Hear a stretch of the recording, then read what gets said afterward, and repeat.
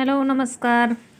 आजचा दिवस स्पेशल आहे भाऊ बहिणीसाठी, रक्षाबंधनासाठी. आमचं तर रक्षाबंधन होतच नाही कारण आम्ही लांब राहतो म्हणून. मुलांचं तर व्हावं म्हणून गेलो बहिणीच्या घरी रक्षाबंधनसाठी. हे बघा, बहिणीची मुलगी आहे माझी मोठी. ते रक्षाबंधनसाठी माझ्या मुलाला तर बहीण नाही, म्हटलं जाऊया बहिणीच्या मुलीकडे.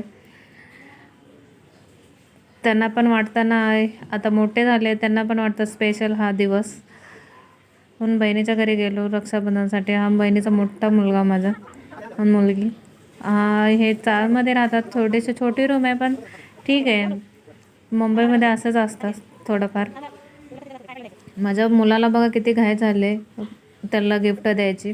गिफ्ट तर काय समजत नाही म्हणून म्हटलं कॅशच द्यावी, ते काय तर घेईल. त्याला सांगावं लागतं सगळं करायसाठी. मुलांना काय समजत नाही. बघा कसं स्टाईल मारत पैसे देतोय कसा. त्यांच्या बहिणीने पण राख्या पाठवलेले म्हणून बहिणीच्या मुलीकडनंच बांधून घेतली. त्या तर येऊ शकल्या नाहीत, पण राख्या पाठवतात दरवर्षी. हा दिवस स्पेशलच असतो सगळ्या भाऊ बहिणीसाठी. आमच्यासाठी पण होता लहानपणी, पण आता असं मोठं झाल्यानंतर भेटता कमी येतं, म्हणून